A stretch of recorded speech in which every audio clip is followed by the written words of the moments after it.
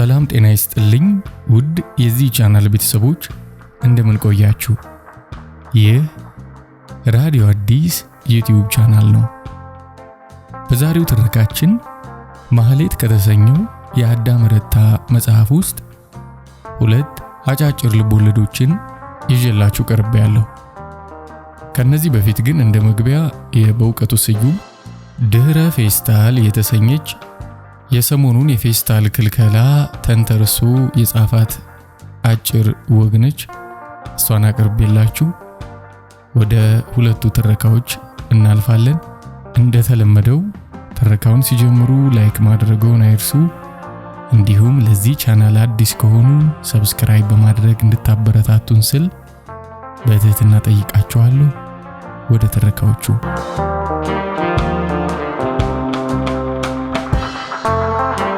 ድህረ ፌስታል። ደራሲ በእውቀቱ ስዩም። ስሙኝም አሁን ረፋዱ ላይ ሱቅ ሄጄ እንጀራ ለመግዛት ጠየቀው። ባለ ሱቁ ከእጁ ላይ ያለውን ዱቄትና አቧራ አራግፎ ሲያበቃ ከሞሰቡ አንድ እንጀራ ነጥሎ አንስቶ ምን ላይ ላርግልህ አለኝ። በፌስታል አርግልኝ አልኩት። ፌስታል መከልከሉን አልሰማህም? ሰምቻለሁ፣ የምራቸውን አልመሰለኝም እንጂ። በላውን ፖለቲካውን ትተህ የሆነ መያዣ አምጣ። ምን ላምጣ? ከፌስታል ውጪ ይሁን እንጂ ባንቀልባም ብትይዘው አያገባኝም። ተናድጄ ጥየው መውጣት ስጀምር በረጅሙ ተነፈሰና እንዲህ አለኝ። ካልሆነ ለምን እዚህ በልተው አትሄድም? ወረድ ብዬ ደግሞ ወደ ፍሪምባ የፍራፍሬ መሸጫ መደብር ጎራ አልኩ። አንድ ብርቱካንና አንድ አቮካዶ ገዛሁና ባለ መደብሯ በኪስህ ላርግልህ ስትለኝ አያስፈልገኝም አልሁና ፍራፍሬውን እንደ ሰርከስ ተጫዋቾች ወደ ላይ እያጓንኩ እየቀለብኩ ሳሳያት አጨብጭባ ተደንቃ መለስተኛ ሀብሀብ ሸለመችኝ። ያን በቅፌ ይዤ ወደ ግቢያችን ስገባ አንድ ደስ የምትለኝ ትልቅ መቆንጠጫ ያላት ሴትዮ ብላቴና ልጇን ይዛ ስትወጣ መንገድ ላይ ተገናኘን። ብርቱካን ስጠኝ አለኝ ልጁ። አይ መንግስት እግዜር የለ። እናቲቱ እንተው ሰው አታስቸግር አለችው እየሳቀች። ኧረ ምን ችግር አለ ያዝ አልኩና ብርቱካኑን አቀበልኩት። ወዲያው አይምሮዬ ብዙ ነገር አሰበ። በዚህ አጋጣሚ ከሴትዮይቱ ጋር ተዋውቀን ልጁን አያቱ ቤት ልከነው ዓለማችንን ስንቀጭ በምናቤ ታየኝ። ደረቴ ላይ ተኝታ የደረቴን ጭገር እየዳበሰች አንተ ጉደኛ ሎሚ ተወረውራለህ ብለን ስንጠብቅ ወደ ልጅ ብርቱካን ወርውረህ በእጅህ አስገባኸኝ አይደል ስትለኝ አስመለከተኝ። ከሰመመኔ የመለሰኝ የልጁ ደም አፊ ድምጽ ነው። እሱንም ስጠኝ አለኝ ወደ ሀብሀቡ እየጠቆመ። ይሄ ለልጅ አይሆንም ማርኮን አልሁት። ስሙን በግምት እንጂ አላውቀውም፣ ግን የዛሬ ልጆችን ስም ስገምት ከ10 9 ግምቴ ይዝልኛል። እናቲቱ ትገስጸዋለች ብዬ ሳስብ ግድ የለም ስጠው ለአባቱ ይሆናል አትለኝም። እርርድብን አለሁ። እናትና ልጅ ቫላንታይን ቀኔን የሰማዕታት ቀን አደረጉብኝ። ሀብሀቡን እንደ ቅርጫት ኳስ አቀበልኩትና መራመድ ጀመርኩ። በእጄ ላይ የቀረችውን አቮካዶዬን አይተው እሱን ቦምብ የያዝከው የአፍሪካን መሪዎች ልትፈጅበት ነው ብለው አንድ ነገር እንዳያደርጉኝ እየሰጋው ጥግ ጥጉን ተራመዱ።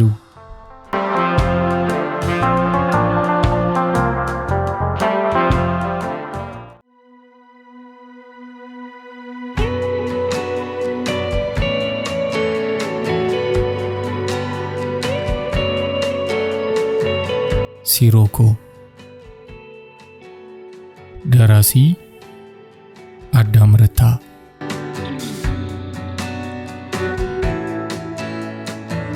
ሊጋርዳት ከሚተናነቃት ጭጋግ ውስጥ አፈትልካ መውጣት ያቃታት ፀሐይ በእልፍ አእላፍ የወፎች ዝማሬ ታጅባ ተስለመለማለች። ፈረንሳይ ለጋ ሲሆን እቤቷ በረንዳ ጥግ ከወደቀ አንድ ትልቅ ድንጋይ ላይ ቆማ ጆሮዋን ገትራ አዳመጠች። በባዝሊን የታሹ የሚያብለጨልጩ እግሮቿን ሸራ ጫማ ውስጥ ከታ በከሰል ካውያ የተተኮሰ አረንጓዴ ጉርድ ቴትሮን ቀሚሷን አጥልቃ ከላይ ደግሞ እጀ ጠባብ ሙሉ ሰማያዊ ሹራብና ነጭ የጥጥ ካኔቴራዋን ለብሳ እንደ ቦክስ በጨበጠችው እጇ ውስጥ ከነጭ ካኪ ጨርቅ የተሰፋ መሐረብ ጨምድዳ ይዛለች። መሐረቧ ውስጥ ሳንቲሞች ተቋጥረዋል። እማዬ፣ የሰው ጫጫታ እዚህ ድረስ ይሰማል። የሚርመሰመስ ድምፅ ተሰማት። የሚርመሰመስ የሕዝብ መዓት ታያት። ይህኔ ጓደኞቿ በሙሉ እዚያ ናቸው። የተለያዩ አይነት የሚያስደስቱ ጨዋታዎች ይመለከታሉ። ፍቅርተ ይሄኔ ጠብቃኝ ስታጣኝ ሄዳለች። እባክሽ እንሂድ እማዬ። ከጥያቄዋ ጋር ልመና ቀላቀለች። መሞቅ በቀጠለችው ፀሐይ እየጋለ የሄደው የእግሯ ቫዝሊን አሳከካት። ምን ትቸኩያለሽ? ለምን አትሄጂም? ከኔ ምን አለሽ? ሳንቲምሽን ወስደሻል አይደለም? ብቻዋን መሄድ ትፈራለች። ዝምታው ይበዛባታል። የወንዶቹን አፍና ጥቅሻ አይኗና ሰውነቷ አይችለውም። ወይ ከእናቷ ጋር ወይ ከሴት ጓደኞቿ ጋር መሆን አለባት። ሲሆን ከፍቅርተ ጋር የሆነ ወንድ ነኝ የሚል ተጋፍቶ ሲሄድ ወይ አማረብኝ ብሎ ነው ትላለች ፍቅርተ። ምን ልሁን ነው የሚለው? አርፎ አይሄድም ትላለች አጠገቧ ያሉት ጓደኞቿ ድፍረቷን እንዲያደንቁላት። ደግሞ ትንሽ ራቅ ካለላት ተላክፎ የሄደው ወንድ በትንሹ እንዲሰማና ጆሮውን እንዲጠራጠር ምን ይጨማለቃል ትላለች። ፍቅርተ ካለች እየበረረ የመጣ ወንድ ሁሉ ክንፉን ተመቶ እየተንደፋደፈ ይመለሳል። ከእናቷ ጋር ከሆነች ወንዶችን የምታስፈራራው ከእናቷ ጋር እንዳለች አድርጋ በምታሳየው ሁኔታ ነው። ወንድ አይኑን ትክክል አድርጎ ወደሷ ሲገሰግስ ገና 100 ሜትር ካየች የሚበላት ይመስል በፍርሃት አይኑን እያየች የእናቷን ክንድ ጨምድዳ ትይዛለች። ካለፈችው በኋላ ግን ወደ ኋላም ዞር ብላም አታይም። መልኩ ያስደነገጣት ልጅ ካያት ለሴኮንድ ያህል በጨረፍታ ወደ ኋላ ገልመጥ ትልና መጋጨት የጀመረ እግሯን አስተካክላ ትራመዳለች። አንዳንዱ ወንድ ያጋጣሚ ሆኖ እሷና እናቷ ፊት ስንቅር ይላል። እናቷ ባልተጠበቀ ፍጥነት እንዴ ምን መሆኑ ነው እያያ አትሄድም ይላሉ። እናቷ ሰውነታቸው ከሳ ያለ ሆኖ ስልክክ ያለ ደረቅ ፊት ስላላቸው ወጣትም ስለሚመስሉ አልፎ አልፎ መነጀሱን ከሷ እኩል ይቀምሳሉ። የአይኔ አበባ እናቷ እንዳይሰሙ አድርጋ ይሄ ሁሉ መኳኳል ምን ለመፍጠር ነው አለች። ጸጉራቸውን እየጎነጎኑ ከቤት ወጣ ብለው ከቸኮልሽ ሂጂ፣ አባትሽ መምጣቱ ስለማይቀር ቁርሱን ሰርቼ ነው የምመጣው፣ ዋናው ነገር ታቦት መሸኘቱ ነው አሏት። ምንም መልስ ሳትሰጥ ከቤታቸው ፊት ለፊት ካለው አውራ የኮረኮንች መንገድ በቀስታ እየተራመደች ገባች። ለዓመት በዓል ነጭ ልብስ መልበስ የሚወድ የአዲስ አበባ ወንድና ሴት ወደ ጃን ሜዳ ደፋ ቀና ይላል። የመኖር ጫፍ ያከሰላቸው የቤት እመቤቶችም በዓመት የሚያወጧትን የተጨማደደች ጥበብ ልብስ ለብሰው ይጓዛሉ። ሕፃናት በጠዋት ከረሜላ ማላመጥ ጀምረዋል። በዚህ ፀሐይ ባልጋለችበት ጠዋት እንኳን ፈረንሳይ ለጋ ሲሆን ሞቅ ብሏታል። ዓመት ጠብቆ የሚወጣውን የመስቀል በዓል ለማክበር ሽርጉዱ በየቤቱ እንደ አቅሙ ተማሙቋል። ኮረኮንቹን ጨርሳ 6 ኪሎንና ሚኒሊክ ሆስፒታልን የሚያገናኘው አስፋልት መንገድ ላይ ብቅ አለች። በቀጭኑ መንገድ ላይ የሰው ብዛት ከአገልግሉ የተዘረገፈ ልቃቂት ይመስላል። መንገዱን ተሻግሮ በጃን ሜዳ ላይ በዓል የሚያከብረው ሰው መጠራቀም ጀምሯል። ሜዳው አረንጓዴ ሰፌድ፣ የሰው ብዛት የማሽላ ቆሎ ይመስላል። ቆማ መንገዱንና ሜዳውን አየች። ከፊት ለፊቱ የተከፈተ ሹራቧን ነፋስ እያውለበለበው ስላስቸገራት ግማሽ ድረስ ቆለፈችው።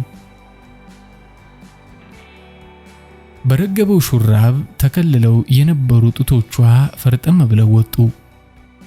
ደረቷን አሰግዝቃየች። ጡቶቿ እንዳይታዩ የሹራቧን ቁልፍ መፍታት ጀምራ አይኖቿን ወደ ሚኒሊክ ሆስፒታል አዞረች። እናቷ ነጭ ነጠላቸውን እንደ ጀልባ ሸራ ከሚወጥርባቸው ንፋስ እየጠበቁ በሩጫ መንገዱን ተሻግረው በጃን ሜዳ ጀርባ ለመግባት በአጥሩ ስር በችኮላ ሲራመዱ ተመለከተች። እንዴ አባዬ ይመጣል አላለችም? ሐሳቧ ወደ ቤቷና ወደ አባቷ መሸሽ ሲጀምር የአይኔ አበባ የአይኔ አበባ እያለች ፍቅር ተጠራቻት። ደስ አላት። በቤታቸው ሳልፍ ብጣራ ማንም አልነበረም። ፊት ለፊቷ መጣ ቆመች። ምን እንዲህ አስቸኮለሽ? ትኩር ብላ አየቻትና ደግሞ ምንድነው ጥብቅብቅ ያልሽው? ጅጋ መሰልሽ? ሹራብ እንዲቆለፋል? ቀጠለች ፍቅርተ ሁለመናዋን በቀዥቃዣ አይኗ እየቃኘቻት። ልፈታው አስቤ ረሳሁት። ቁልፎቹን ስትፈታ ፍቅርተ ማገዘቻት። በጣም ስለወፈረች ያለ ዕድሜዋ ትልቅ መስላለች እንጂ ፍቅርተ ደስ የምትል ልጅ ናት። ቅባት የጠጣው አጭር ጸጉሯ መንቦግቦግ በጀመረው የፀሐይ ብርሃን ውስጥ እንደ ባልጩት ይብረቀረቃል። ወፋፍራም እጆቿ የሕፃን ልጅ ይመስላሉ። ትከሻዋን የሚያክለውን ወገቧን በሰፊ ቀበቶ ለማቅጠን ሞክራለች። የአይኔ አበባ ካለችበት 5 የሴት ጓደኛሞች ቡድን ብልጥ ምላጭ ፍቅርተ ናት። ፍቅርተን የሚያስቅ ሌሎቹንም ያስቃል። ፍቅርተን የሚያሳዝን ሌሎቹንም ያስለቅሳል። ስንት ሳንቲም ይዘሻል? አለች ወደ የአይኔ አበባ እጅ እያየች። የአይኔ አበባ የያዘችውን መግለጽ አፈረች። አንሷታል። ከእናቷ ጋር የደመራ ዕለት ማታ ብዙ ተከራክረዋል። ሚጢጢ የመስቀል ባጀት ስለተመደበላት ተናዳለች። ስሙኒ ነው አለቻት ድምጿን ዝቅ አድርጋ። ማልቀስ የጀመረ አይነት ጉሮሮዋ እያፈነው። እኔ በስንት መከራ መሰልሽ ያገኘሁት። ከእናቴም ከአባቴም አንገት ለአንገት ተናንቄ በመከራ ነው። ደግሞ ምን ያደርግልሻል ማለት መስቀል አንዴን የሚወጣው በአመት አንዴ ብናስቸግራቸው ነው አለች ፍቅርተ። የአይኔ አበባ ፍቅርተ ምን ያህል ሳንቲም እንደያዘች ለማወቅ ጓጓች። ጩኸቴ ፍረት ሲያሳጣው ጊዜ አባቴ 1 ብር ሰጠኝ። እጇ መሃል አጣብቃ የያዘቻትን ብር ጣቶቿን ዘርግታ አሳየቻት። ደግሞ አዲስ ብር ናት። ብሯ መዘረጋጋት ስትጀምር በፍጥነት መልሳ አፈነቻት። የአይኔ አበባ በእናቷ ተናደደች። ደግሞ ቁም ነገር ያደረጉልኝ ይመስላል። የአይኔ አበባ ይሉኛል ንፍጣሞች። በእርግጥ ተናዳለች። ስሚ የአይኔ አበባ፣ አባዬ እግረ መንገዴን አንድ ዘመድ ጋር መልእክት አድርሺ ስላለኝ መሄዴ ነው። ጠበል መርጫው አካባቢ እንገናኝ አለችና ፍቅርተ ወፍራም ሰውነቷን እየጎተተች ትታት ሄደች። መንገድ ላይ በሚርመሰመሰው የሰው ጎርፍ ውስጥ ተዋጠች። የአይኔ አበባ ከቤት ሞቅ ብሏት ቸኩላ እንዳልወጣች ሁሉ ቅዝቅዝ አለች። ሜዳው ላይ የተዘረጋው ሰው አስፓልቱ ላይ የሚሽጎደጎደው ሁሉ ማስጠላት። መጥላት ብቻ ሳይሆን ፈራችው። የትም መሄድ ስለማትችል ብቻ ወደ ጃን ሜዳ ማዝገም ጀመረች። ሜዳው ውስጥ ገባች። በየቦታው ዘፈኑና ጨዋታው ቀልጧል። ወዲህ ጉራጌኛ፣ ወዲያ ትግሬኛ፣ ራቅ ብሎ ዶርዚኛ። ጫጫታው፣ ፀሐዩ፣ ንፋሱ፣ የሚያብረቀርቀው የሰው ነጭ ልብስ አልማርካት አለ። በአስጠሊታነቱ ልትሸሸው ፈለገች። ፀሐይ ላይ ብዙ ስለቆየች አፏ ደረቀ። አጥሩ ስር ሄዳ ቁጭ አለች። ወደ ቤቷ ብትመለስ ደስ ይላት ነበር፣ ግን እናቷ በሩን ዘግተው ሄደዋል። ነገ ትምህርት ቤት ስለሆነ ደግሞ የመስቀል ዕለት ጀብዱዋን ማውራት አለባት። አሁን 6 ሰዓት ሆኗል። ለጀብዱ በቂ ጊዜ አይኖር ይሆናል። የውሃ ጥሟን ለማስታገስ ሸንኮራ ለመምጠጥ ፈለገች። የ5 ሳንቲም ሸንኮራ አይበቃም። የ15 ሳንቲም ሲሮኮ ለመጠጣት ፈለገች። የሚተርፋት 10 ሳንቲም ብቻ ይሆናል። ከረሜላ መብላት አለባት። ታዲያ እነዚህን ፍላጎቶቿን በቅምሻ ለማሟላት ቢያንስ 1 ብር ያስፈልጋል። 1 ብር ደግሞ ፍቅርተ እንጂ የአይን አበባ የላትም። እግሯን አንፈራጣ ዘርግታ 2 እጆቿን እግሯ መሃል አጣምራ ትንሽ አሰበች። ለምን እድሌን አልሞክርም? ቁማር ነበር። ፌኔሊ ሶዳ የሚል በትልቁ የተጻፈበት መኪና መጠጥ የሚሸጥ ቦታ ደረሰች። ከመኪናው ትንሽ ራቅ ብላ አሰበች። የመጠጣት ፍላጎቷ እንደገና መጣባት።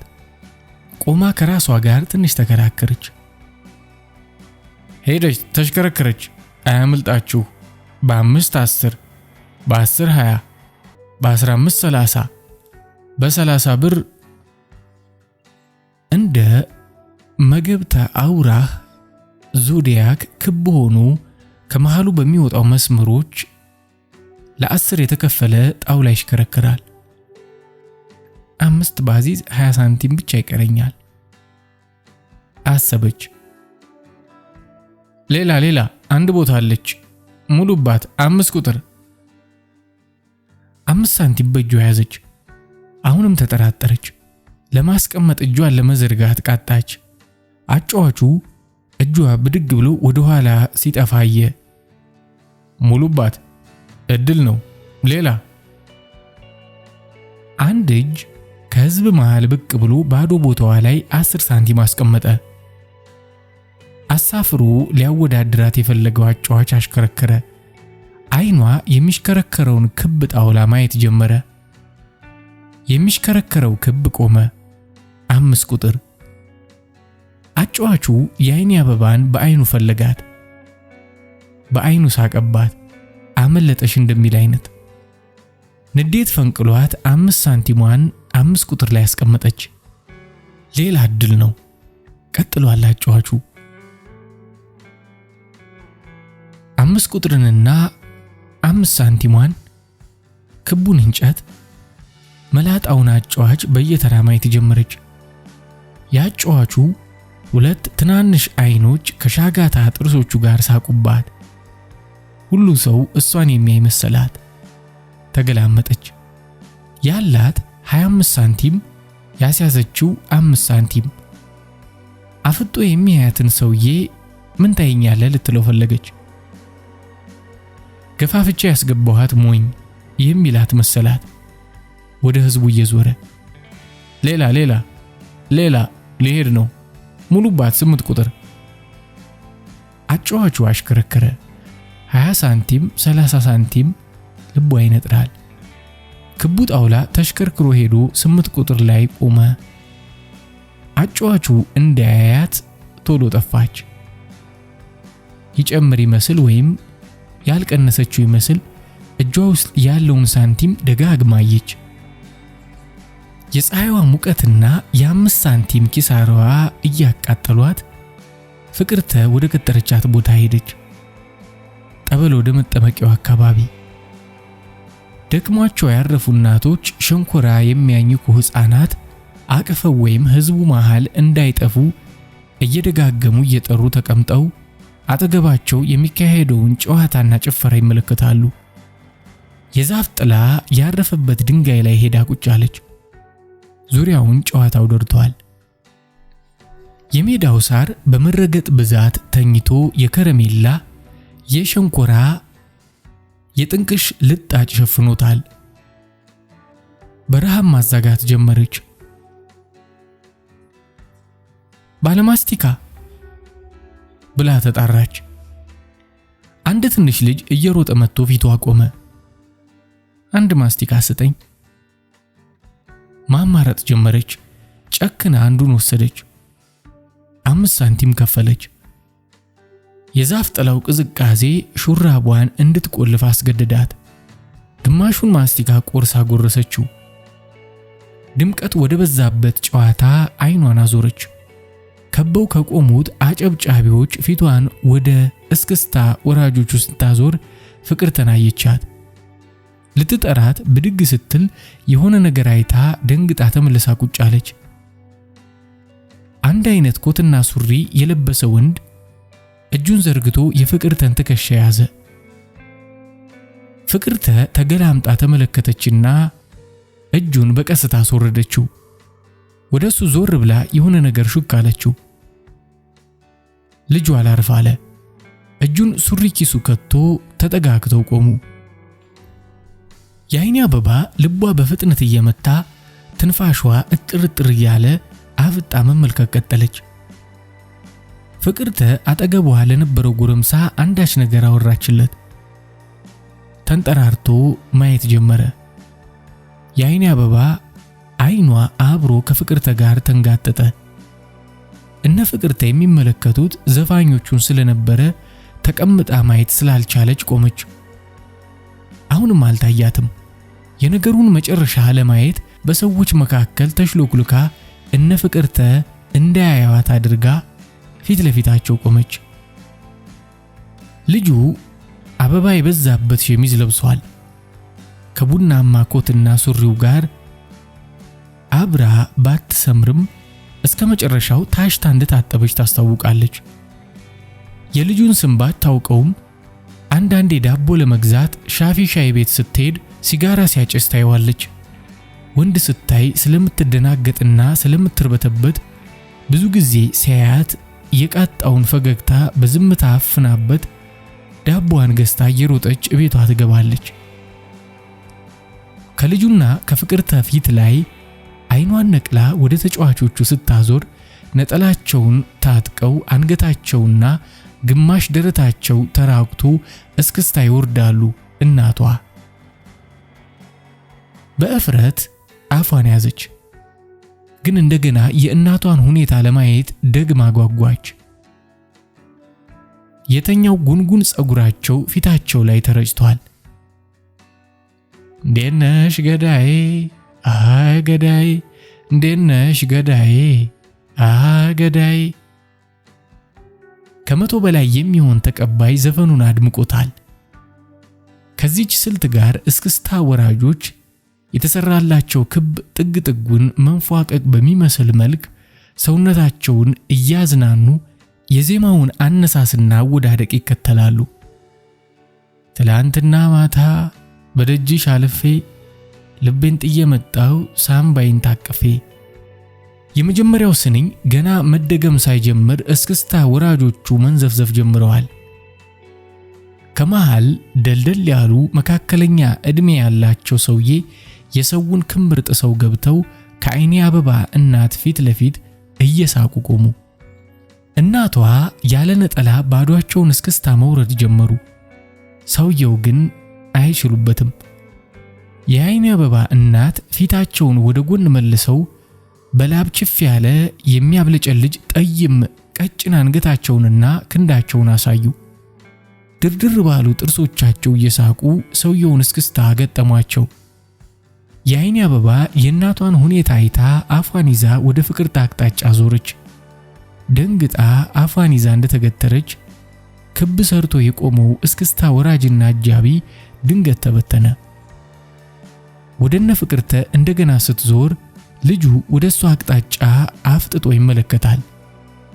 ተደናብራ ስትዞር ከእናቷና የእናቷን እጅ ከያዙት እስክስታ ከማይችሉት ሰው ጋር ፊት ለፊት ግጥም አሉ። መደናበሯ ባሰ። አንዴ እናቷን፣ አንዴ ሰውየውን፣ አንዴ ልጁን፣ አንዴ መሬቱን ስታይ እናቷ አባትሽ አድሮ ሲመጣ ቁርስ ሰራለታለሁ ሂጂ አንቺ ያሉትን የሚመስል አማርኛ ትዝ አላት። ሲጋራ የሚያጤስ አልወድም ያለቻት ፍቅርተ ትንባሆ ከሚያጨስ ልጅ ጋር ያውም አንድ ቀን በርሜል ብሎ ከሰደባት ወንድ ጋር ቆማለች። ጓደኛዋን ፍቅርተን ለማየት ዞረች። ልጁ አሁንም አይኑ ከርሷ ላይ አልተነቀለም። እናቷ ወደ ሄዱበት ተመለከተች። የተበተነ ጸጉራቸውን ጎንጉነው ለብቻቸው ቆመዋል። ማን ያምንሻል አለች የአይኔ አበባ በሆዷ። እሷን እያየ ይስቅ ለነበረው ልጅ ፈገግ እያለች ከነሱ ራቀች። ልጁ ከፍቅርተ ጋር የሆነ ነገር ተነጋገረና የአይኔ አበባ ተቀምጣበት ወደ ነበረበት አመለከታት። ፍቅርተ ራሷን ነቅንቃ ወደ ሌላ አቅጣጫ ጠቆመችው። በትርምስምስ መሃል ከእናቷም ከፍቅርተም ተጠፋፉ። ጉራጌኛ ዘፈን ያጓጓት መስላ ወደ አንዱ ክብ ተጠጋች። አይኗ ፊት ለፊት ቢያፈጥም ጆሮዋ የሚያዳምጠው ወደ ኋላዋ ነው። ተመሳሳይ ክብደትና ፍጥነት ያለው እርምጃ እየተሳበ መጥቶ ጎኗ ቆመ። ዞር ብላ ማየት ፈራች። የአይኔ አበባ አለ ልጁ። ሰውነቷ ሺህ ቦታ ተከፋፈለ። ያንን የተከፋፈለ ሰውነቷን ገጣጥማ መናገር ማቅቷት ምራቋን በግድ እየዋጠች በቀስታ ዞር ብላ አየችው። እናትሽ እስክስታ ሲወርዱ በጣም ጎበዝ ናቸው። ጎርነን ባለ ድምፁ ጀመረላት። አሁንም ፍርሃት አፍኗት ራሷን ብቻ በአውንታ ነቀነቀች። ነይ እዚያ ሄደን ሲሮ ኮንጠጣ ብሎ እጇን ያዛት። እንዲህ ይዘው ለቀቀችለት። የኔን ስም ታውቂያለሽ? አላውቀውም አለችው። እሷ ሳትሆን ከውስጧ ሌላ ሰው በግድ ቃላቱን ገፍትሮ ያወጣው እየመሰላት። አስራት እባላለሁ። ጥያቄ ልትጠይቀው ፈልጋ አይኑን አይታ ብቻ ዝም አለች። እዚያኛው ጋር እንሂድ በረዶ አለው አላት። ምንም ሳትናገር ወደ ተቆማት ቦታ መራች። ስምሽን የነገረችኝ ፍቅርተ ናት አላት አስራት። ሕፃናት ለጨዋታ ሳር ሲወራወሩ ጸጉሯ ላይ የተበተነባትን የሳር ብናኝ በእጁ እያራገፈ እንዲህ ሲያደርግ ደስ አላት። መቼ ነገረችህ አለችው። አሁን ጥላው ስር ጠብቂኝ ስላት አይ እሱ ጋር የአይኔ አበባ ትመጣለች አለችኝ። የተረፉትን የማስቲካ ቁራጭ ቀኝ እጇ ላይ አስቀምጣ እንዲወስድ ጋበዘችው። ማስቲካውን እየዳጠ የአይኔ አበባ ማናት ስላት አንቺ መሆንሽን ነገረችኝ አላት። ወደ ፍቅርተ ተመለሰ ትሄዳለህ ብላ ለመጠየቅ ፈለገች። አስበው የማታውቀው ነገር መጣባት። መቅናት። ለሲሮኮ ከፍለው መጠጣት ጀመሩ። በትልቅ ሳጥን የተደረደሩትን ብስኩቶች በአይኗ ማማተር ጀመረች። ፍርሃቱ እየጠፋላት ሄደ። ብስኩቱን ለመግዛት ዞራ ስትሄድ አስራት ፍጥጥ ብሎ አያት። ተከትሏት ሄደ። እኔ ገዛለሁ ተይተይ አለና 2 ብስኩት በ20 ሳንቲም ገዝቶ ሰጣት።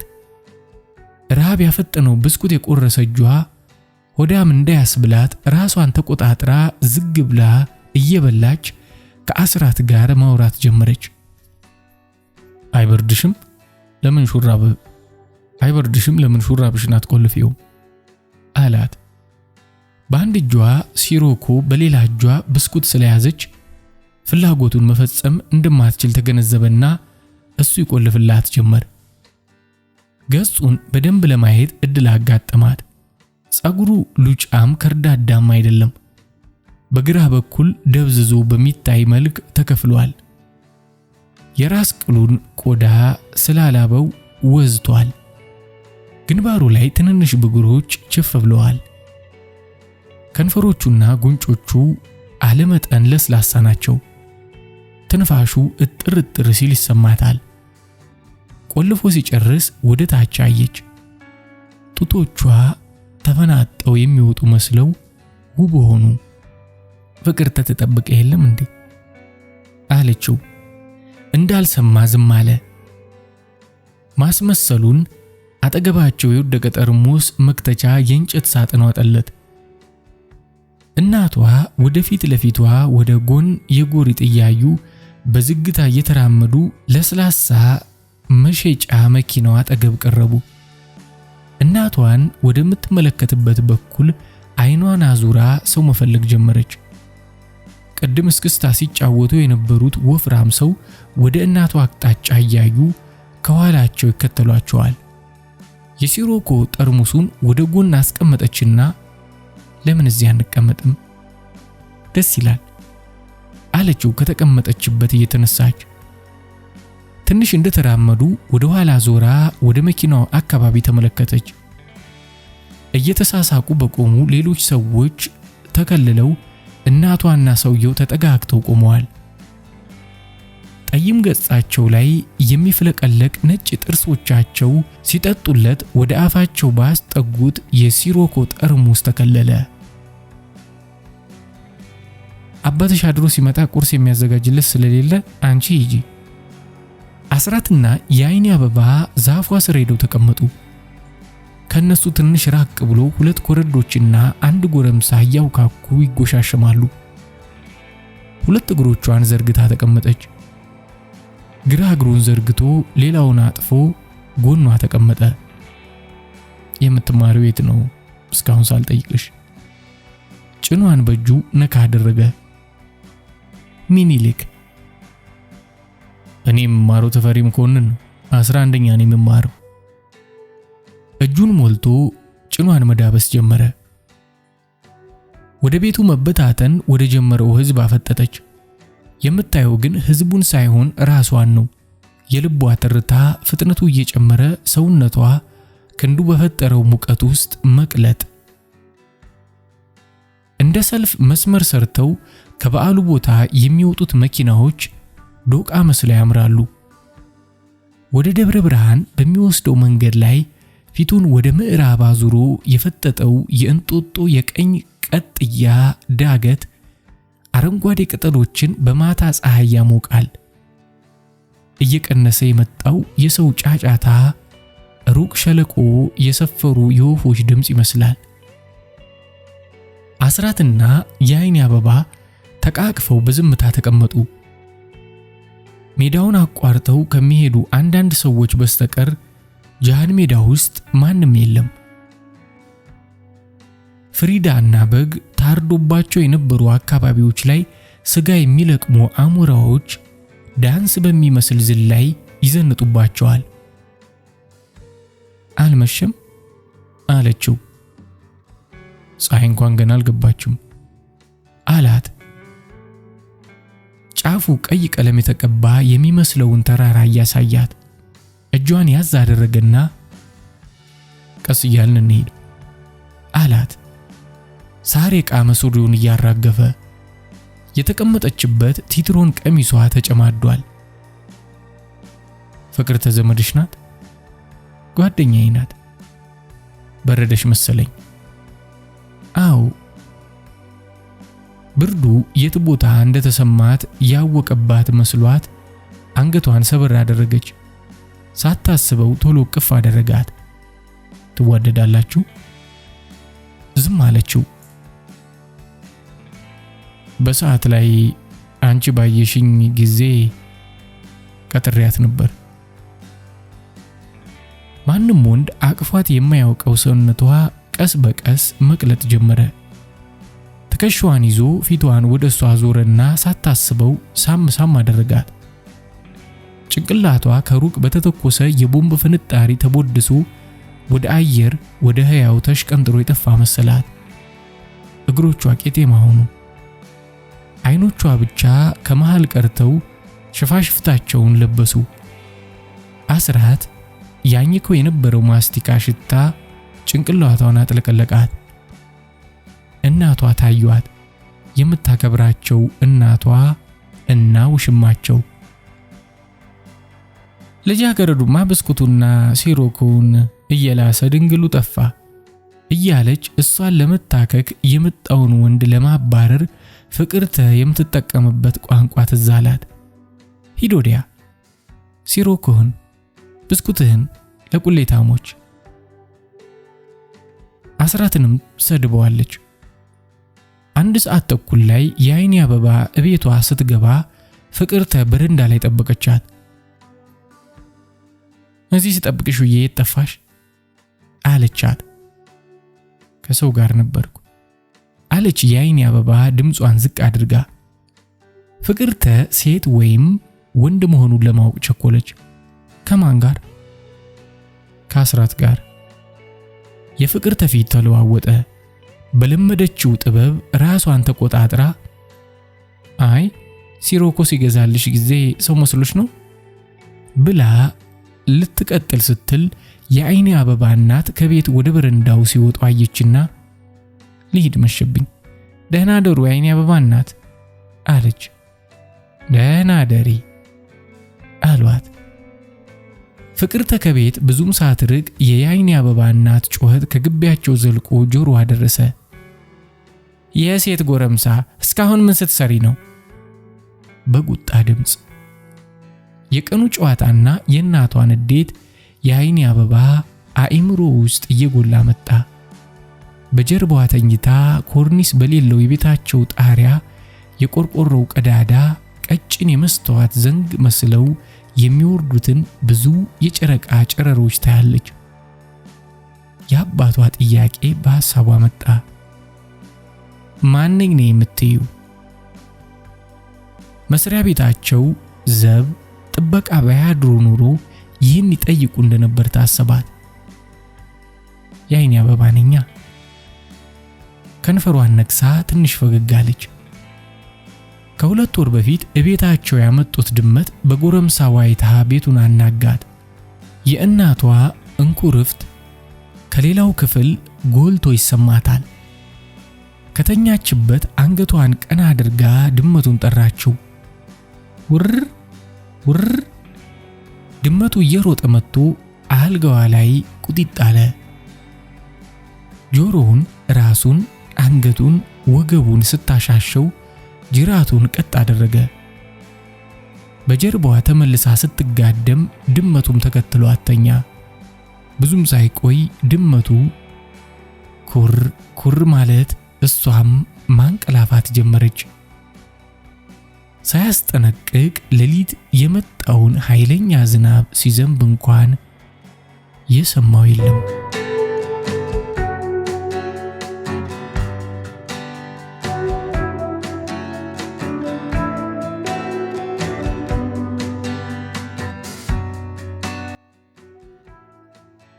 የሚነፍሰው ውርጭ ስለከበዳቸው የቤታቸውን በር በትንሹ ገርበብ አድርገው ወለሉ ላይ ተኝታ የምታቃስት ልጃቸውን ከተቀመጡበት የልብስ መክተቻ ሳጥን ቁልቁል እያዩዋት አገጫቸውን ግራ እጃቸው ላይ አስደግፈዋል። ቤቷ ባለ 2 ክፍል ናት። አንደኛዋ ሳሎን ስትሆን ሁለተኛዋ መኝታ፣ የምግብ ማብሰያና ዕቃ ማስቀመጫ ናት። ሁለተኛዋ ራሷን የቻለች ክፍል መሆኗ ስላላዋጣ የአበባ ስዕል በተርከፈከፈበት የአደፈ አቡጀዴ መጋረጃ ተከፍላለች። ሳሎን መሃል እንደ ነገሩ የተሰራ የጣውላ ጠረጴዛ ላይ ሙሉ ጠርሙስ አረቄ ተገትሯል። ከምሽቱ 1 ሰዓት እስከ 2 ሰዓት የጣለው ዝናብ የፈጠረው ጭቃ እንደሚያጣብቅ ገመድ አምቦሳን ከተማ አንገቷን አንቆ ይዟታል። በምሽቱ የሚንጓጓው የጓጉንቸር ድምፅ የከተማዋ ሲርሲርታ ይመስላል። ዝናቡ ጠጪውን በያለበት ስለያዘው ከሌትሯ አረቄ 1 መለኪያ አልጎደለም። ምን ይደረጋል አሁን? ድምፃቸውን ከፍ አድርገው ራሳቸውን ጠየቁ። የኔ እግዚአብሔር 2 ነው። አንዱ እንደ ወልድ የሚባርክ አንዱ እንዳያድግልኝ የሚረግም። እድላቸውን አማረሩ። ማህፀኔን እንዳለመለመው ምን ነው ማሳደጊያ እጄን። በር ተንኳኳ። ወይዘሮ ግምጃ ካጎነበሱበት በቀስታ ተቃንተው ይግቡ አሉ። በሩ ቀስ ብሎ እየተከፈተ ጭቃ የተሸከመ ጫማ ያላጠለቀ ግራ እግር ብቻውን ገባ። እርስዎ ነዎት እንዴ? አሉ ግምጃ የመጣውን ሰው በገባው እግሩ ብቻ አውቀውት። ራሄል ደህና አይደለችም? አልተሻላትም? አሉ የገቡት ሴት አይናቸውን በጋቢያቸው እያሹ ጥቁር ጢሱን ከሚያትጎለጉለው ኩራዝ ራቅ ብለው። እሷንም በልጅነቷ እኔንም ተሰቃዩ ሲለን። አረ ልብስ ብጥ የደረብ ያደርጉ፣ የዘንድሮ ብርድ ሌላ ሆኗል። አረቄ ልስጦት? አሉ ወይዘሮ ግምጃ ወደ አረቄው ጠርሙስ እጃቸውን ሰንዝረው። ከልባቸው ነበር። የእመት ልኬን ውለታ አይረሱትም፣ መቼም አይረሱትም። ከድፍን አምቦሳ ከድፍን አርባ ጉጉ ለእርሳቸው ሲያስቡላቸው ያዩት እመት ልኬን ብቻ ነው። ጎረቤት እንኳን ከሆኑ ብዙ አልቆዩም። 2 ዓመት ቢሆናቸው ነው። ከሳቸው 40 ዓመት ዕድሜ ታዲያ 2 ዓመት ምንድናት? ልኬ ለዚህ ብርድ አረቄው የሚበጅ ቢሆንም ግምጃ ያሉበትን ችግር ስለሚያውቁ ቅራሬ በቃኛል መጫወቻ። እረ ራሄልን ጤና ጣቢያው ምን አደረገላት እያሉ ተቀመጡ። አይ ባኮን የዘመኑ ነገር አሉና ግምጃ ወደ ጓዳ ገብተው ከእንስራ በማጥለል ጠላ በጣሳ ቀርተው አቀረቡላቸው። ቀጠል አድርገውም ናዝሪት ሄድሽ? ራጂ ነው ምንድነው አሉ። ደረቷን ትነሳ። የሞቀ ልብስ አልብሷት እና የመድኃኒት ዝርዝር 3 አይነት ነው አሉ። ከአንድ ልጅ ጋር ፋርማሲ ሄደን ብንጠይቅ ዋጋውን የማልችለው ሆነ ብለው እንደ መጀመሪያው በትካዜ ቁጭ አሉ። ማን እንደኔ የሚሆናለት እየልኬ እኔ የምኖረው እህል እየቀቀልኩ አረቄ እያወጣሁ ማርያም ምን ነው እንዲህ አሸከመችኝ? እንዲህ አትበይ፣ የሚደረገውን ማድረግ ይሻላል። ጸጸቱ አሁን መድኃኒት አይሆንም አሏቸው። የጣሳውን ጠላ በብርጭቆ ገለበጡና ጠጡለት። ለመሆኑ ብዙ ገንዘብ ያስወጣሻል? ሞቅ እንዲላቸው ከነምነባሉ ልኬ እዚህ አምቦሳ ለመድኃኒት 40 ብር ያህል አወጣሁ። ናዝሬት ስሄድ የትራንስፖርት ለሁለታችን ለህመምተኛዋና ለኔ፣ እዚያ የሚያውቁት ሰው ከሌለ ለምግብ ለመኝታ ለምትታከምበት ያስፈልጋል። ከውጤቱ በኋላ ሐኪም የሚያዘውን መድኃኒት መግዛት። ይሄን ሁሉ ሳስብ ነበር። ወይኔ ግምጃ፣ ያልታደልኩ በሆን ነው። የማልመልሰው ፍርድ ነው። የተኛችው ራሄል ላይ አፈጠጡ። ያችም ያረፈችው ልጅ ያስታውሱ እንደሆነ እንዲህ ነበር የሚያደርጋት። ብርድ መንዘፍዘፍ፣ ከዚያ ችግርም ባይሆን ችግር ሰታኝ ሄደች። ራሄል የለበሰችውን ብርድ ልብስ በቀስታ ገልጠው ላብ ያጥለቀለቀው ፊቷን በነጠላ ጫፍ አደራረቁና ከእርሶ የተበደርኩትን ገንዘብ ይችን ወር ቢዘሉኝ መቼም አስቸገርኩት። ለድሃ ማበደር ቀድሞውንስ። ዝም አሉ ወይዘሮ ልኬ። ስሙኝ እትዬ ልኬ፣ ይችን ወር ቢዘሉኝ ያለችኝን ሳንቲም አጠረቃቅሜ ናዝሪት ለመሄድ አስቤያለሁኝ። መቼም እንደማስቸግሮት ይገባኛል። ግድ የለም፣ ኧረ ግድ የለም። ራሄል ደህና ትሁን እንጂ ገንዘብ ምንድነው? ያውም ለ15 ብር ማስታወሽም ደግ አላደረግሽ። እንዲያው አታስቢ። እኔ ስጠይቅሽ አለው ስጋ የለበስኩ ሰው ከዚች አንዲት ፍሬ ልጅ ከሷ ማለት ነው ነጥቀሽ ብድር ልክፈል የምትዩ ትደርሽበታለሽ አሉ ወይዘሮ ልኬ። ያልሰሙ በሐሳብ የሰጠሙ ለመምሰል ሞክረው በግድ ስለተነገራቸው ብቻ ላለማስቀየም በጣም ግልጽ ላለማድረግም ብለው አረቄ ጠጡልኝ ሲባሉ ነገሩን አልወደዱትም ነበር። ወይዘሮ ግምጃ ተጽናኑ። መንገድ መፈላለግ ጥሩ ነው። ለመጀመሪያ ልጅሽም ይህ ዘመናዊ የሚሉት አልበጃትም። ሰው ራቁቱን አቁመው በብረት በጎማ በጤ መነካካት ምላስ መጎተት ነው የሚያውቁት አሉ ልኬ። ጠላቸውን ጨርሰው ተነሱና በቀስታ ወደምትተነፍሰው ራሄል ራሳቸውን ዘንበል አድርገው እግዚአብሔር ይማርሽ የኔ ልጅ፣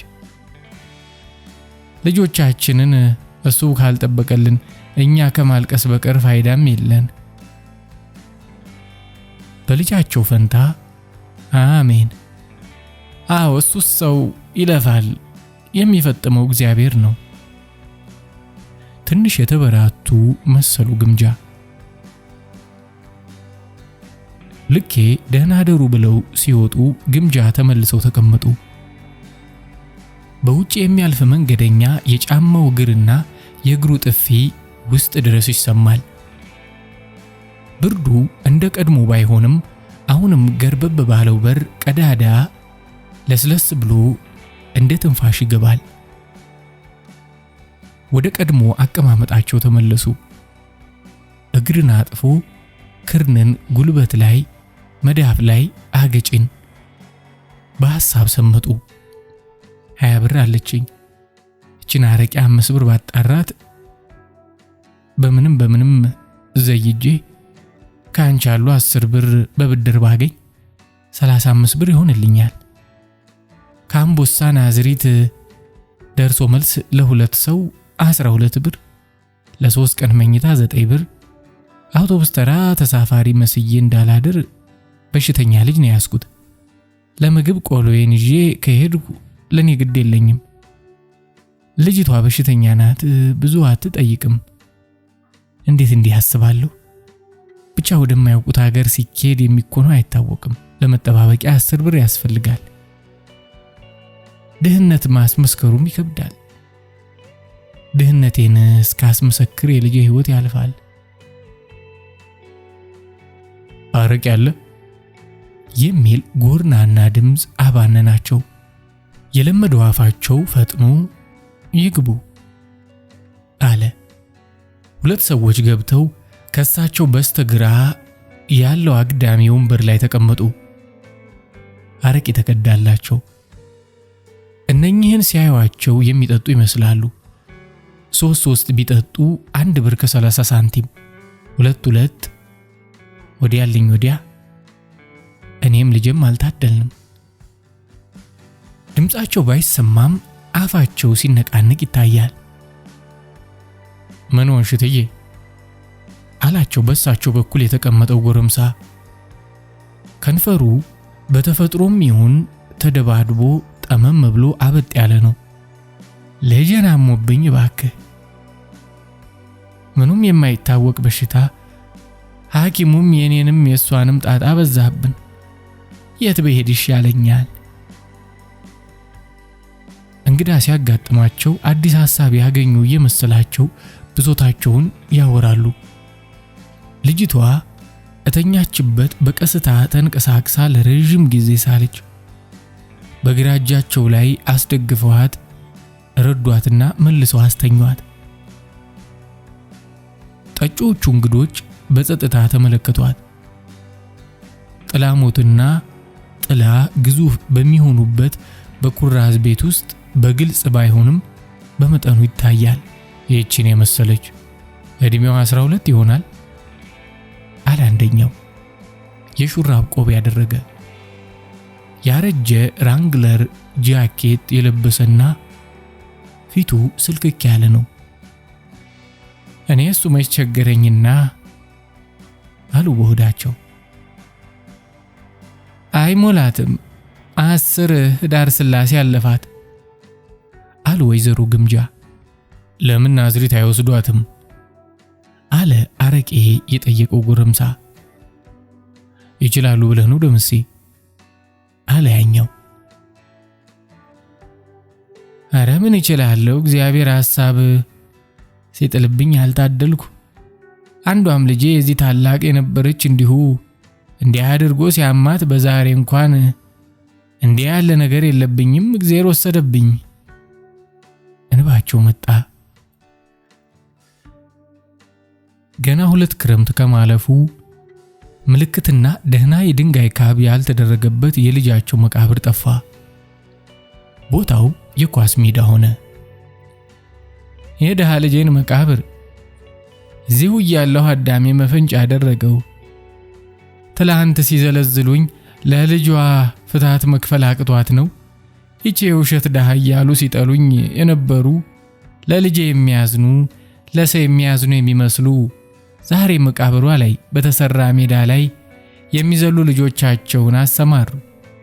ወደ ማና ቤት ልበል? ነፍሮ ለመቀቀል እንኳን ከወይዘሮ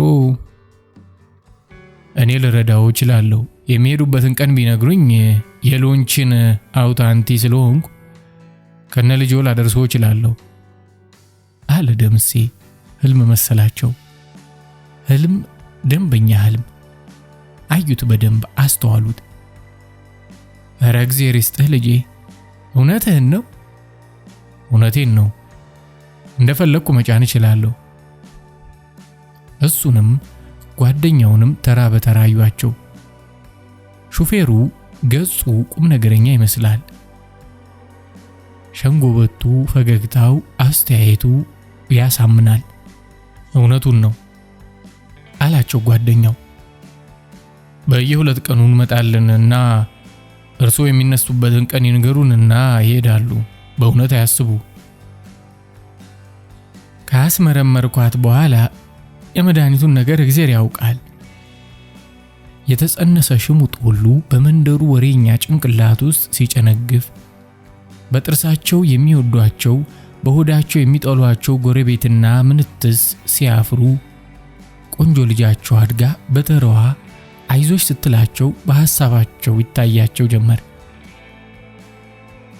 ዓለም በክፉ ሰዎች ብቻ የተወረረች ትመስላቸው ነበር። ለካ አንዳንድ ደግሞ አለ አሉ በሆዳቸው ሲያስቡ ቆይተው በረጅሙ ተነፈሱና፣ እንግዲህ መቼ ነው አሉት። ቅዳሜ። እግዚአብሔር ይስጥህ ልጄ።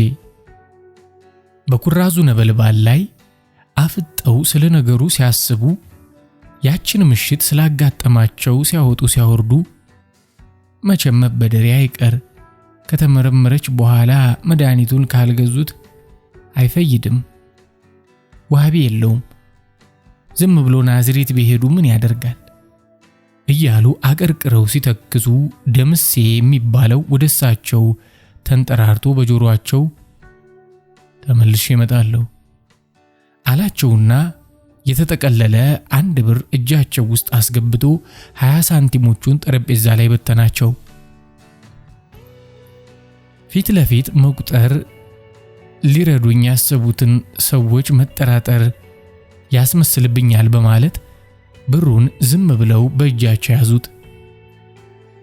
ሹፌሩና ጓደኛው ደህና ደሩ ብለው ሲወጡ ወይዘሮ ግምጃ ቶሎ ያሰቡት 1 ብር ከ20 ሳንቲሟን ባላቸው ፍራንክ ላይ መደመር ነበር። ተመልሼ እመጣለሁ ያለበት ምክንያት አስፈራቸው፣ ተጠራጠሩ።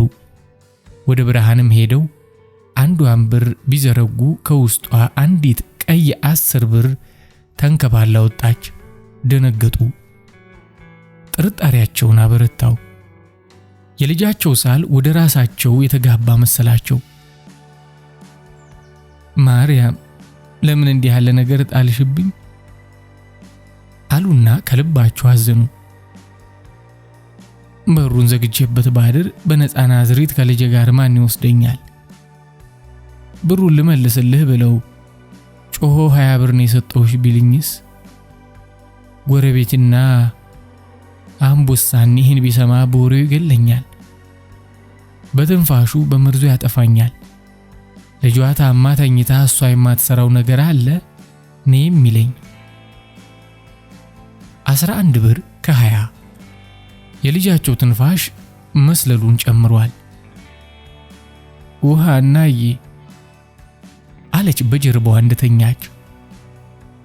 ተነስተው በጣሳ ከእንስራ ቀድተው ራሳቸው አጠጧት። በቀስታ ዋጠችው እንደ መድኃኒት። ወደ ጓዳ ገብተው አልጋቸውን አንጣጠፉ። ቁራሽ እንጀራ በቀዝቃዛ አልጫ ሽሮ ዝርግ ሳህን ላይ አድርገው ልጃቸው እተኛችበት ሄደው ቁጭ ብለው መብላት ጀመሩ። ጉርሻ ሲጠቀልሉ አይናቸውን ከሚተክሉበት ሳህን ላይ ቀና እያደረጉ አንዴ ልጃቸውን አንዴ በሩን ያያሉ። ኮቴ በሰሙ ቁጥር ጆሮአቸው ቀጥ፣ ልባቸው ትርትር ይላል። ከመጣ ሌሊት ሰማይና መሬት ሳይላቀቅ ነው የማስወጣው አሉ ድምፃቸውን ትንሽ ከፍ አድርገው። ገበያ ምስር ሊገዙ ዋጋ ክርክር ላይ ሲሰናዘሩ ነጋዴዎች እጃቸውን ነክተዋቸው እንደሆነ እንጂ 5 ወር ያህል ወንድ የሚባል ዳብሷቸው አያውቅም። ድንግል የሆኑ ያህል ይሰማቸዋል። ውስጥ ልባቸው ውስጥ ካለች ሌላ ልባቸው ውስጥ የፈሩት የመንደሩን ወሬ ብቻ ሳይሆን የሁለተኛ ዙር ትኩስነታቸውንም ነበር። ልጃቸው እንዲሞቃት ያላቸውን ጨርቅ በሙሉ ደርበውላት ኩራዙን ይዘው ወደ ጓዳ ገቡ። ለጥቂት ጊዜ አባርቶ የነበረው ዝናብ እንደገና ለመምጣት እንደከጀለ ሁሉ አልፎ አልፎ በወፍራም የውሃ ኳሶች ጣሪያውን ይኮረኩማል። አልጋው ግርጌ ሆነው ልብሳቸውን ማውለቅ ጀመሩ። እየመጣሁ ነው እኮ እንዴታው እንጂ አሉት። ትግስት አልቆበት አንገታቸውን ጎትቶ ሊያስተኛቸው ሲታገል የሚንዘላዘል የሚመስል ያበጠ ከንፈሩን ያረቄ ማቅ አስለብሶ ሊስማቸው ወደ ጉንጫቸው ሲጠጋ ፊታቸውን ወደ ጎን አዙረው ግድግዳ ላይ የተንጠለጠለው እርጥብ ባርኔጣ ላይ አተኮሩ። ደረታቸው ላይ የተኛውን ጡታቸውን በቀዝቃዛ እጁ መዳሰስ ጀመረ። የመጀመሪያ ባላቸው ይችን ቤት ቀልሶላቸው የሄደውን በጣም ይወዱት ነበር። ስሙ አንበሴ ይባላል።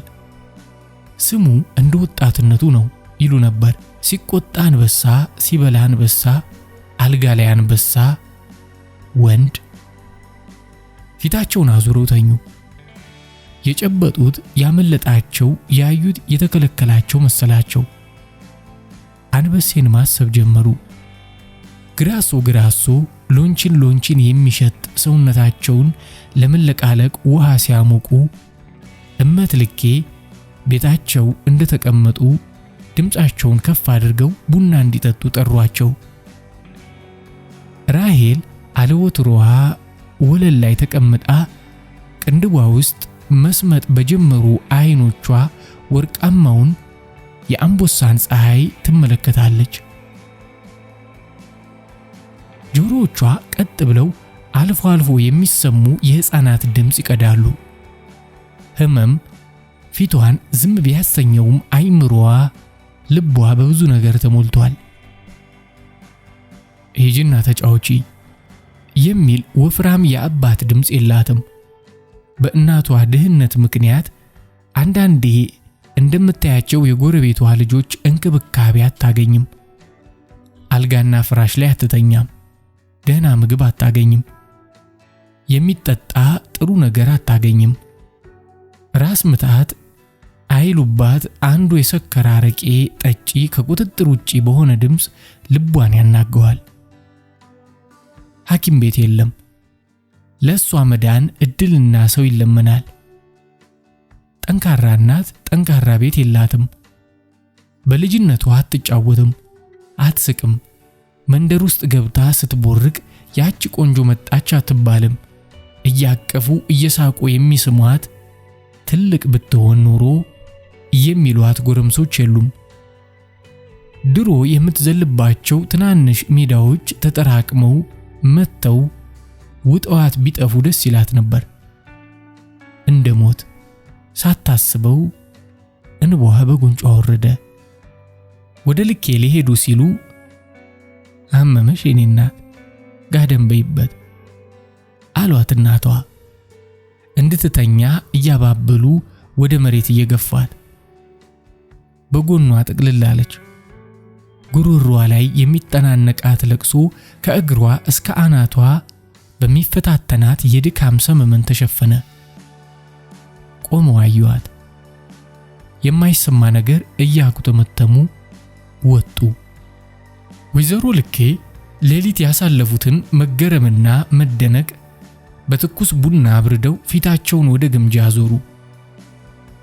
እኔ የምልሽ ግምጃ፣ ለዚች ልጅ የሚሆናትን ለምን ሌላ መድኃኒት አትፈልጊም አሏቸው። ምን ቀረኝ? ሰኞ ምን እንደሆነ ረሳሽው? ግምጃ ትንሽ አሰቡ። ትዝም አላለኝ አሉ በረዥሙ ተንፍሰው። መርሳት ነው ጠላታችን። ልብ አጣን። አሩስዬ ኖርሽ አሉ ልኬ።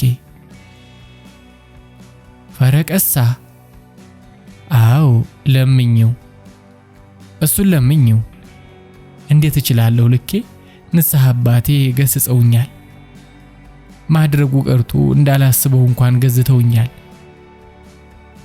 ምን ብለው? ፈረቀሳ እኮ ገብርኤል ነው፣ ገብርኤል ፈረቀሳ ነው አሉ ልኬ። ሊጠጡት የነበረውን ሲኒ ቡና ወደ ረከቦቱ አውርደው እጃቸውን እያወናጨፉ። ደግሞ ካንቺ ምንም አይፈልጉም። ዓመት በዓመት ካስታወሻቸው ይበቃል። ልጅሽ ከናነችልሽ ነው ደግሞ። እንደሚያድኗት እንዴት አውቃለሁ አሉ ግምጃ።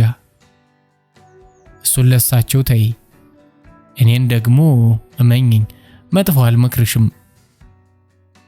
እንገዳ ድረስ ትራንስፖርቱን እኔ እችልልሻለሁ። እንዴ ምን መሆኑ ነው ይህን ያህል?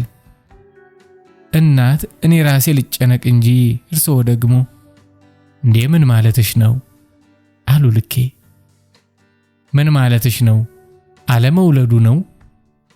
እሷስ በልጅነቷ ስትሰቃይ፣ አንቺም በማረፊያሽ ጊዜ።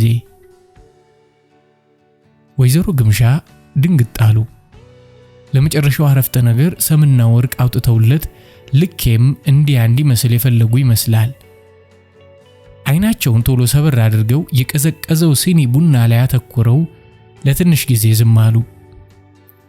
ቀና ብለው ብቻ ትንሽ ተሳይላት ለመቅረቢያ። እሁድን ድረስ መሄዴን ግን ሰው እንዳይሰማ ሌሊቱን ሳስብ ነበር። ግን ምን አሉ ልኬ። እሁድን እናያት። ቀደም ብሎ ካልተሄደ ቦታ አይገኝማ። ግድ የለም ሌሊት ብንነሳ መድረሳችን አይቀርም። ዋናውስ እሱን መለመኑ ነው አሉ ልኬ። ስኳር የበዛበት ቀዝቃዛ ቡናቸውን በትኩስ ቡና እየበረዙ። ግምጃ ንስሐ አባታቸውን የሚያከብሯቸው የወጣላቸው መንፈሳዊ ስለሆኑ አይደለም። ማናዘዝ ይቻሉ እንጂ ከመንፈሳዊነቱስ እልፍ አእላፍ ክንድ የራቁ ናቸው። ከአባትነታቸው ፍቅር ሌላ ስጋዊ ፍቅር አለባቸው። ግምጃ ቁጣቸውን የሚያዩት፣ ውግዘታቸውን የሚያዩት እንደ አባታዊ ውግዘት ብቻ ሳይሆን እንደ ፍቅረኛም ውግዘት ነው። ጣምራ ውግዘት እና ይከብዳቸዋል። አንዴ ዳሌያቸውን በእጃቸው አንገታቸውን በመስቀላቸው ዳብሰው የታመመ ልጃቸውን ጠበል ሊረጩ መተው ውሃ ያረጠበው የሚፍለቀለቅ ቀይ ደረታቸው ላይ አፍጥጠው ምራቃቸውን ሲወጡ አይተዋቸዋል። ሰው ፈሩ እንጂ ግምጃ፣ ቄሱንም መልሰው ፈሩ እንጂ ግምጃ አንገታቸውን እቅፍ አድርገው ጥምጥማቸውን እንዲፈናጠር አድርገው ጥቁር ሪዛቸውን ቢስሙት ደስ ባላቸው ነበር። ካስተዳደግ ነው መሰል ከሰው ይልቅ የሰውን ወሬ ይፈራሉ። መጀመሪያ ናዝሬት ቅዳሜ ማታ ልኬ ወይዘሮ ግምጃ ቤት ተቀምጠው በወፍራም ጋቢያቸው ተጠቅልለው ቅራሪ ፉት ይላሉ። ግምጃ ጻዕዳ ኩታቸውን ደርበው መኪና ተራ ሰው በአይናቸው ይማትራሉ። ከተሰለፉት 2 ሎንቺናና 1 ላንድ ሮቨር ዙሪያ እየተሽከረከሩ ግማሽ ሰዓት ያህል ቢፈልጉ ማንንም ሊያገኙ አልቻሉም። ላንድ ሮቨሯን ተደግፎ ወደ ቆመው አንድ ሰው ጠጋ ብለው እዚህ መኪና ላይ ነው የምትሰራው አሉት። አዎ ትኬት ነው። እረ አይደለም፣ ደምስ የሚባል ሰው ታውቃለህ? የት? እዚሁ ሎንቺን ላይ የሚሰራው ታንቲ ነው። ፍቅሩ የሚባል ሹፌር ጓደኛ አለው። ሰልከክ ያለ መልኩ። ትንሽ አስቦ ፈገግ እንደማለት አለና እዚህ የሉም አላቸው። አይመጡም? የት ነው ያሉት? ያሉት ናዝሪት ነው፣ አይመጡም። ፍቅሩ የሚባለው አሁን የተመደበው በመታራ መንገድ ነው። ደምሴ ግን እዚያው ናዝሪት አውቶቡስ ተራ ያለ ተሸካሚ ነው። ለምን ነበር? ድንግጥ አሉ። በጉጉት ይጠባበቁት የነበረው ቅዳሜ ማታ ፊታቸው አይናቸው ስር ፈራረሰ። ያኔውኑ ወደ ፈርቀላ የ2 ሰው ትኬት ስጠኝ፣ ብቻ አንዷ ልጅ ናት አሉ። ነጠላቸው ጫፍ ላይ የቋጠሯትን 10 ብር ለማውጣት እየፈቱ። ልጅ ምናምን የለም ያምጡ አላቸው በከረረ ንግግር። የብርጭቆ ቅራሪያቸውን እንኳን አልጨረሱም። ቄሱ በር አንኳኩተው እንደምን አላችሁ ሲሉ ወይዘሮ ልኬን መስቀል አሳልመው ወደ ተኛችው ልጅ ዞረው ከበላይዋ በመስቀላቸው አማተቡ። ራሔል የመጣውን እንግዳ ለማየት አይኗን በትንሹ ቀና አድርጋ መልሳ ጨፈነች፣ እንደሰለቸች አይነት። መምሩ አይናቸውን ወደ ልኬ ቅራሪ በጨረፍታ ወርውረው ግምጃ የጠፋች ብለው ጠየቁ። ወፍጮ ቤቱ ነገ ይሰራ እንደሆነ ዲሳሳን ለመጠየቅ ሄደዋል አሉ ልኬ። ጥያቄውን ገና ቄሱን ሲያዩ የጠበቁት ነበር። ለ2 ጌታ መገዛት አይቻልም፣ ለገብርኤል ነው ለፈርቀሳ። ሰው አልጨበጥ አለ። ድሮም የተለመደው ለገብርኤል ነው። አይመስለኝም አሉ ቄሱ። መጠበቅ ስላላስቻላቸው ቅራሪዋ ላይ እያፈጠጡ ብቻ ለ2 ጌታ መገዛት የሚቻለው ማንም የለም፣ ምናል ራስቻና ቀቀሌ ወንዞች ቢሞሉ።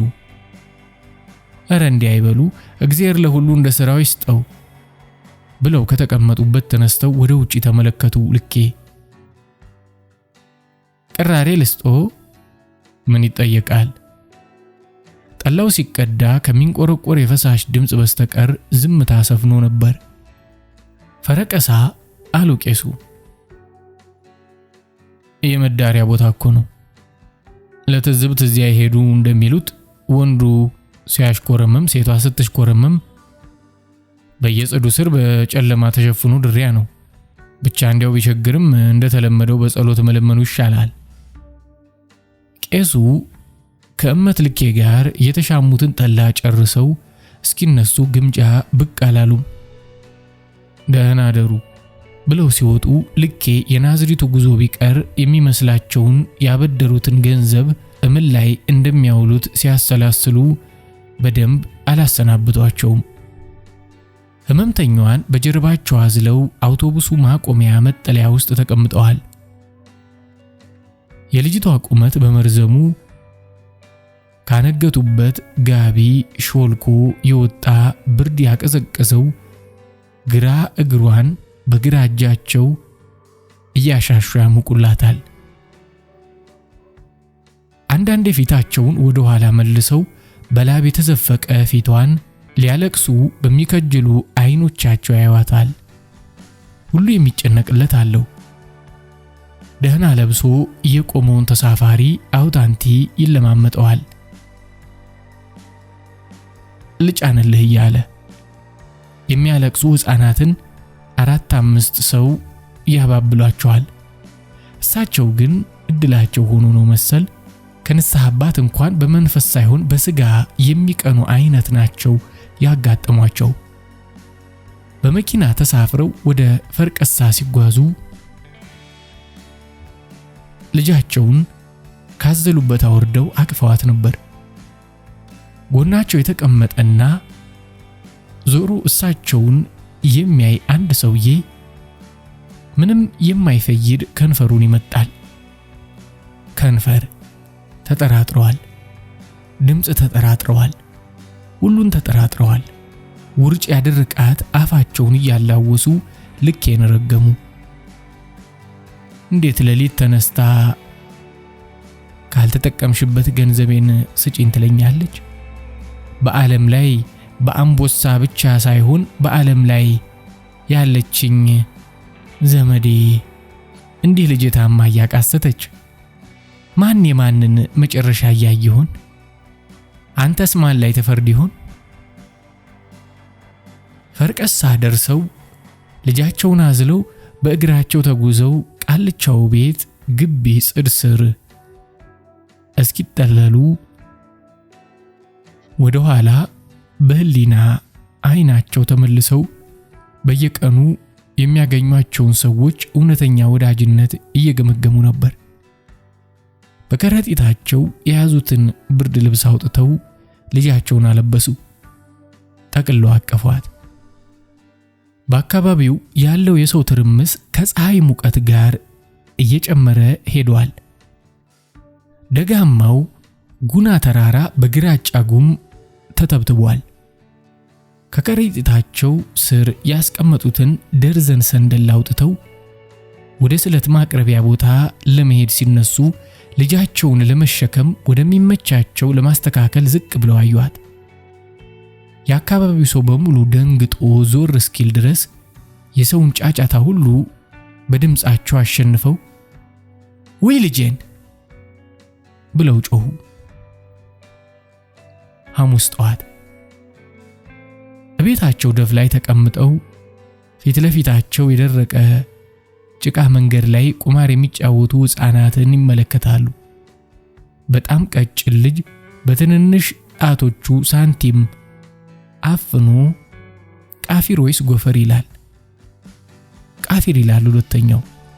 ከመጀመሪያው ልጅ በእድሜው ጠና ያለና አይኖቹ ባልተለመደ መልክ ቦግ ያሉ ናቸው። አንድ ነጥብ አግኝቻለሁ ጥራ ቃፊር አለ ቀጭኑ ልጅ። ወይዘሮ ግምጃ ቁማር ጨዋታው ስቧቸው ልጆቹን በጥሞና ይከታተላሉ። ልጆች እስኪ ያሳዩኝ፣ ምኑ ነው ቃፊር ምኑ ነው ጎፈር? ሕፃናቱ ጨዋታቸውን አቁመው በጥርጣሬ ያዩአቸው። ኑ አትርፉ ኑ እየሳቁ ጠሯቸው። ልጆቹ እርስ በርሳቸው ተያይተው ወደ ግምጃ ተጠጉ። የቱ ነው ቃፊር የቱ ነው ጎፈር አሉ ግምጃ ደግመው ሕፃናቱን በፍቅር አይን እያዩ። ልጆቹም 5 ሳንቲም እያሳዩአቸው ይሄ የተቆጣ አንበሳ ጎፈር ነው አሏቸው። በስተጀርባው ያለውን ደግሞ ይሄ ቃፊር ነው አሏቸው። ግምጃ ሳንቲሟን ተቀብለው ስሎቹን ገለባብጠው አጠኗቸው። እንዴት ነው የምትጫወቱት? እስኪ እኔም ልሞክር አሉ ግምጃ ሳንቲም የያዘውን ልጅ እንዲደብቅ በአይናቸው እያሳዩት። ቃፊር ወይስ ጎፈር አላቸው ካጎነበሰበት ወደ ላይ አንጋጦ ያያቸው። ትንሽ ዘገዩ። ቃፊር ልጅ ጎፈር ሞት። ቃፊር አሉ። ሕፃኑ ልጅ እጁን ቀስ ብሎ አነሳ። ሶስቱም ሳንቲሟ ላይ አፈጠጡባት። አሸነፉ ማማ አለ ቀጭኑ ልጅ ቀድሞ። ግምጃ ትንሽ ሳቅ ብለው በልባቸው እስኪ እናያለን አሉ።